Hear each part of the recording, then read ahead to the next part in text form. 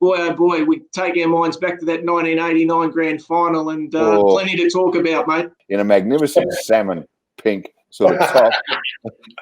He's a guy who you cannot introduce this man in any way without using the phrase hard man. Serge, I reckon you look a little bit more like Mick Malloy. Do you get that often? Did you ever get down the track and play at Gardenia Park? Yeah, I played in that game. Round 3, 2006. There's a lot of talk about how different it is playing at Gardenia Park because of the shape of the ground and the length and the tight pockets. Do you actually notice it when you're out there on the turf? Yeah, you do. It's more just the wings. I think that because they're a bit more narrow, you see a lot of players stream out of the half back line, look up, kick it to what would be the wing of the MCG or something, and it goes out of bounds on the full. And the Cats know that, so they just play the ground a little bit better. There's a fair bit of talk today about last night's game, the Richmond-Collingwood, about the shorter quarters and this and that. How did you guys feel about the game itself? Oh, I mean, that's a pretty ordinary output, isn't it? 5-6 apiece. I know that Collingwood play a keepings off game and Richmond play a high pressure game, and they're not easy to play against. But I guarantee you, both coaches would have felt that their team scored half as much as they would have imagined or would have planned for. So the one thing I think we didn't factor in is how fatigue is really going to play a part in this first round. Campbell, 81 days off. That's like a whole, end of season. Yep. And when you come back to training, you've got more than 3.5 weeks and you get some practice matches. So by the end, Rewalt couldn't kick 35 and they were just stuffed, weren't they? Yeah, absolutely. And the fact that they haven't been able to train with their teammates, naturally, I think you train by yourself, solo, you don't push yourself quite as hard because you don't have the motivation of keeping up with guys or trying to outdo them on the tracks. You look like that Caviar's jockey with the Caviar. The Caviar's off. I like the Cannons. Yeah, I'm on the Hawks. It's funny, like when I was doing the pre-season predictions of the ladder, I had the Cats sort of falling right out of the 8 for the first time in years. But I reckon now with the home ground and, I think an ageing experience list at the moment is going to be really beneficial. No, don't go getting into the umpires yet. Give them a chance. You haven't passed out there, have you, Brownie? He's a good player on his day, Stanley, but geez, when he's not having a good day, he's not worth being out there. Nah, he's a funny bloke. He's even at St Kilda, he had all the promise in the world.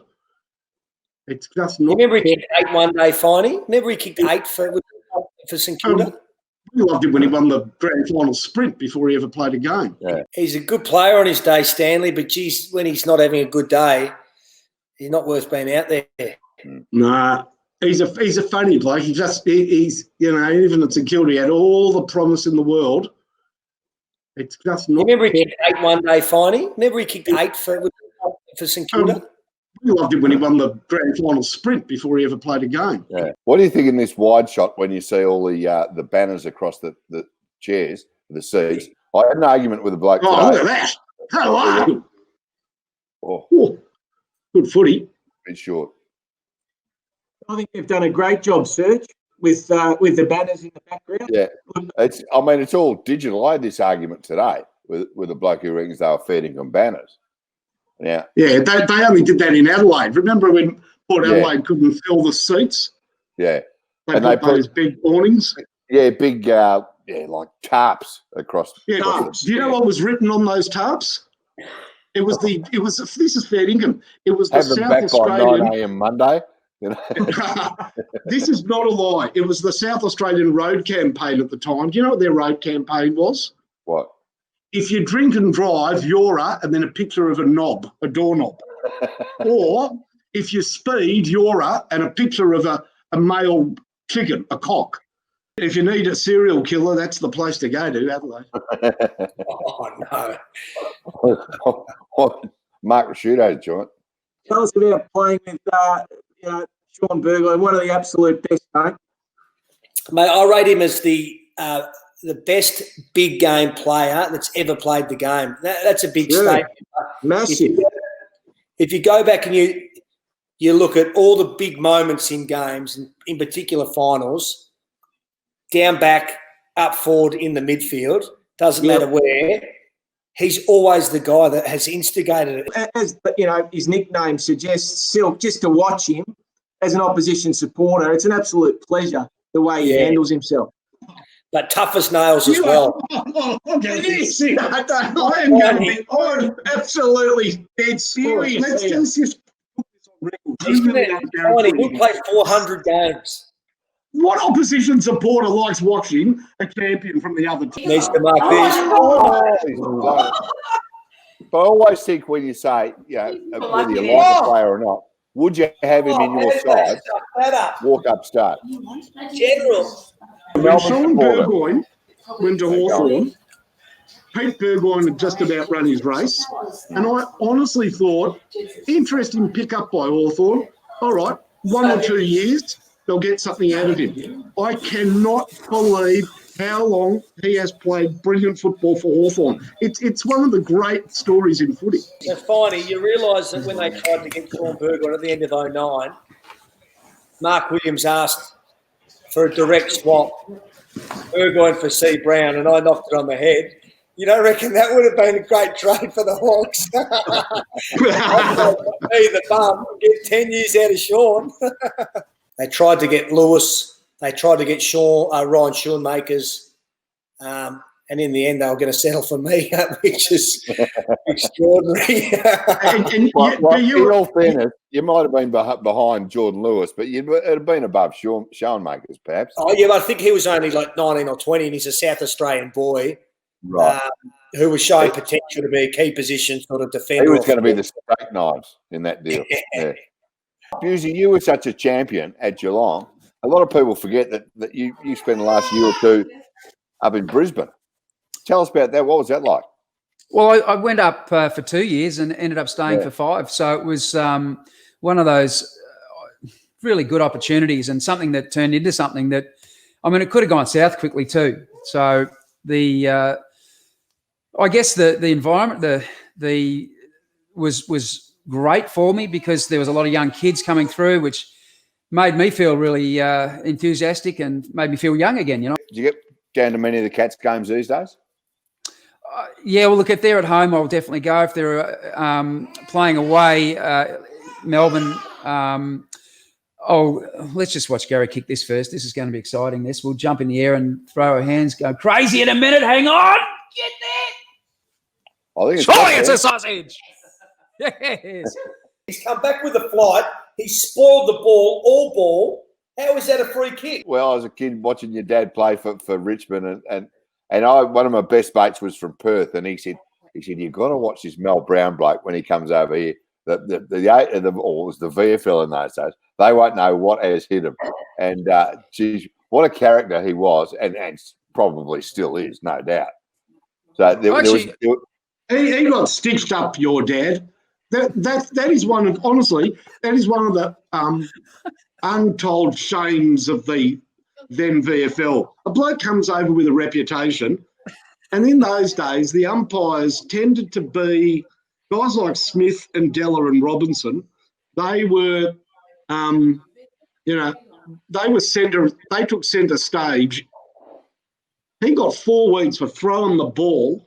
Is this story true or apocryphal, or am I thinking of another Western Australian coach who was banned from addressing his players on the ground? So they hired a cherry picker to go out above the fence, and he stood in the cherry picker and addressed the players out there. Is that true? Yeah, that's true, because the fine print read he wasn't allowed to set foot onto the ground. So he hired the cherry picker and just lowered him over to about an inch off the ground. He gave his quarter time and 3/4 time address, but then they went and changed the wording, saying that you're not allowed over the fence, and that stuffed him because he couldn't get around that. I mean, do you think that clubs are going to actually work it out that it's a little bit of a Malcolm Blightism, this. You've got to kick more goals to win the game. in this shortened version, you're going to have to be very attacking. I don't think that being a defensive unit is really what this shortened version is going to be about. What do you think? Yeah, no, I agree with you, and it's probably going to take a little while for some coaches to change their sort of methodology around ball movement and stuff. But the ones that take the game on, I'm convinced that a side like Brisbane will still try and kick 100 points, even in these shorter quarters, because that's the way they go and they take the game on. We're playing one round a week like we normally do. There is no reason for shortened quarters, and it was just a sort of an on-the-spot decision in the middle of, COVID panic. And now we're stuck with this crap 16.5-minute quarters plus time on, which is just not footy. But even they might have to rotate them, though, just to give them that share of load. A little bit throughout the course of the year. Yeah. I know as a young bloke, all you want to do is play week to week, Bewsy, don't you? You just want to sort of, whether it's VFL or not, in the reserves, so they'll be getting flogged on the training track, the game simulation and all that, which is the worst. Yeah. Dog Mighty, named after Might and Power, mate, the great racehorse. Because when you were leaning back and patting it, you look like, is it Dr. Evil? Dr. Evil from Austin Powers. I was hoping you were going to say Hugh Hefner or someone, but Did he ever kick goal of the year? Gazza? I don't think so. I think he took about 6 marks of the year, so it makes up for it. He kicked one. You got goal of the year. You know the beauty of your goal of the year, Bewsy? If you confuse yourself, how are your opponents ever going to know what you're doing? Also, when Mick McGuan, his famous 7 bounce goal of the year. Great goal. He won $500 worth of petrol and he lost his license. While we're sort of talking Gary Ablett Senior, he must have been a pretty amazing player to play with and to run out with every week. Yeah. You just wouldn't know what he's capable of doing. There was a day we played Carlton in a night game. Would have been probably 85, maybe 86, one of those seasons. And, it was a nothing game, but I tell you what, he took mark of the year that day. He kicked goal of the year that day. I think he kicked about 6 or 7. He belted up 3 blokes, and they came at him and they hit him with the baseball bats. They hit him with everything. They were really after him, but he chewed up every ounce and element in that game and just turned it into gold. It was one of the finest games, or toughest, finest, hardest, just great games of an individual that I think I ever saw. Even if you weren't close up to the stuff that he was doing, you and your team, your opponent would often stand there and just be, a little clap, little golfer's clap. And how's that? You'd have those conversations with blokes. Mark McCurry was one of those guys, always have a chat. Go, geez, a freak, isn't he? If I was only half as good as him. And McCurry was a good player. But it was amazing. Just, sometimes you get caught underneath one of the big jumps that he'd go for. And, Harry Madden, I remember him standing almost toes on shoulders above him and taking the grab and landing on his feet like a cat and then just taking off again. He was just amazing. The late, wonderful Danny Frawley had a great record on Gary Ablett. He was just the right size for him and the right mentality for him. And if you have a look at his record against St Kilda, even though Geelong, played us on a break for most of Gary's career, he didn't really ever take us to the cleaners. And there were a couple of matches where he didn't kick a goal at all. That's little league stuff, like 2 hands in the back. Yeah. Seriously. Those poor umpires, mate, they haven't had a pre-season. Oh, the poor umpires, they've never had it so good. No one's booing them off the ground. He's hurt Gary. You can't touch Gary. Oh, you can't do that to Gary. No, you'll have to give it to Gary. Gary got winded, so he gets the ball. Yeah, that's what they do in the crowd. They laugh. Serious? God, Campbell, you never would have retained a mark if that was paid in your day. Hang on a second. So he marks that. The Hawthorn player grabs it. Look at this. What's he doing? That's Brown.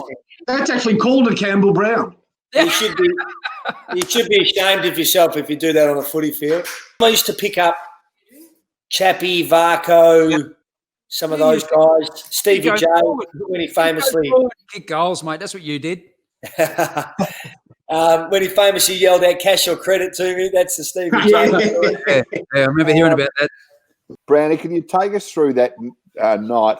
I think it was after a Bucks turn when you were in a 7-Eleven in Glenfrey Road, Hawthorn, and your king hit an ATM because you couldn't remember your own PIN number.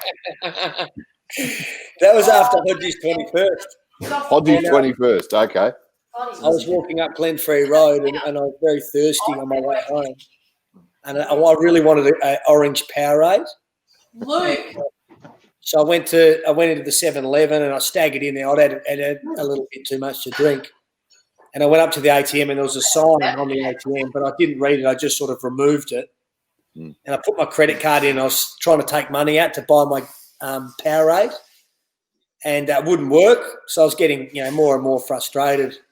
Eventually, the shop owner told me to get out, and as I left, I sort of slammed the door behind me, and that was as far as I knew. Staggered off into the night. I got about 50 metres from home, and a divvy van pulled up, and sort of I matched the description of someone that had just left the 7-Eleven, put me in the back of the van, and as I'd slammed the door behind me, a little crack had just happened in the window, so they got me for criminal damage. And I went to the Kew police station, and I knew I was allowed one call, so I called my attorney, Bernie Balmer, and he said, "Oh, mate, don't say anything until I get down there." And he comes down to the police station at like 5:30 in the morning.